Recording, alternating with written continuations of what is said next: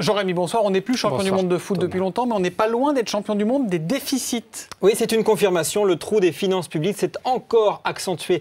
En 2010, l'État a perdu 148 milliards d'euros, 148 milliards de déficit. C'est plus qu'en 2009, c'est beaucoup plus que ce qui est prévu en 2011. Mais cette année, ça a été, nos finances publiques ont été lourdement creusées par la crise. Évidemment, le plan de relance, le grand emprunt. Heureusement, ça devrait mécaniquement se réduire. On l'a vu, ça devrait passer à 91 milliards évidemment d'euros en 2011. Parce que l'État nous dit qu'il fait des efforts pour réduire ce déficit. Oui, mais ça n'est pas suffisant. Ça fait 30 ans. Ça fait 30 ans que l'État n'a jamais voté un budget à l'équilibre. Deux chiffres pour s'en rendre compte. Je ne sais même pas s'il faut le commenter. Les recettes, les dépenses, 274 d'un côté, 425 de l'autre. Il y a quand même, évidemment, ces 148 milliards qui manquent. On est très loin de la règle d'or voulue par Nicolas Sarkozy, qui veut d'ailleurs l'inscrire dans la Constitution. Alors évidemment, ce sont des chiffres astronomiques qui, à ce niveau-là, ne nous parlent pas vraiment. Ça a quel impact pour nous, pour tout le monde au quotidien? Ça veut dire que le gouvernement aujourd'hui a deux options. Pour réduire ses déficits, soit il baisse ses dépenses, il réduit en gros les aides qu'il apporte à ses concitoyens, soit il augmente les recettes, il augmente les impôts, ce qu'il a d'ailleurs déjà commencé à faire, notamment avec le rabot sur les niches fiscales. Il faut bien appeler un chat, c'était effectivement des hausses d'impôts. Quoi qu'il en soit, ça veut dire que chaque année, la France doit emprunter, et ça de manière très simple, de manière très pratique. Ça veut dire que la France va devoir aussi le rembourser. Chaque année, notre dette progresse, à moins qu'on se dise finalement qu'il faudra bien payer un jour, mais que ce seront nos enfants qui paieront. En même temps, ça fait 30 ans que ça se passe comme ça. C'est vrai qu'on l'entend depuis un bon moment. On verra si ça change vraiment. L'écho en bref.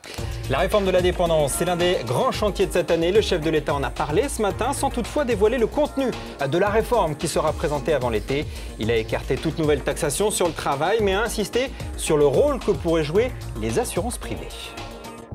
Quand nos finances publiques sont dans la situation où elles sont, quand le travail est à ce point taxé, quand 5 millions de Français ont déjà souscrit une assurance dépendance, est-il raisonnable de ne pas s'interroger sur le rôle que peuvent jouer les mutuelles, les compagnies d'assurance et les organismes de prévoyance? Une mauvaise nouvelle pour le Rafale, alors que Dassault espère toujours vendre son avion de combat au Brésil. La présidente du pays, Dilma Rousseff, aurait annoncé aux autorités américaines que l'avion de chasse de Boeing, le F-18, était le meilleur. Ce contrat pourrait atteindre 7 milliards de dollars. Les bistrots romains, c'est bientôt terminé. Groupe Flo a confirmé que la totalité des restaurants de cette chaîne seront fermés d'ici à fin 2012. Fini le carpaccio à volonté. Groupe Flo veut mettre l'accent sur son enseigne Hippopotamus. Une version rapide du restaurant de grillade va d'ailleurs être testée à La Défense. Et puis Volkswagen augmente les salaires de ses 100 000 employés allemands. Une augmentation de 3,2% négociée par le syndicat IG Metall, qui compte bien d'ailleurs obtenir dans la foulée d'autres augmentations dans le reste du secteur. Et puis la bourse, qui elle aussi continue son augmentation. On est au plus haut depuis 2 ans et demi après de bons résultats d'entreprise. On est au-dessus des 4100 points en clôture. Et on regarde le Dow Jones, on voit que ça va bien également. 0,59% à la clôture à New York, 12 233 points pour le Dow. L'écho en plus, alors dans la famille low cost, on connaissait les voitures, on connaissait les avions. Voici les fusées. Oui, c'est le nouveau projet du groupe EADS. C'est sa filiale Astrium qui va s'allier avec un Américain pour mettre au point ce qu'on appelle un lanceur, mais un lanceur à bas coût. C'est une fusée de 91 mètres de haut, avec un objectif des prix plus bas que la concurrence, 40% de moins que la concurrence. Attention, les chiffres restent astronomiques. Le lancement de la fusée devrait coûter finalement moins de 180 millions de dollars.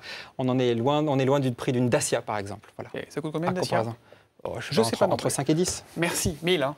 1000, évidemment. Merci.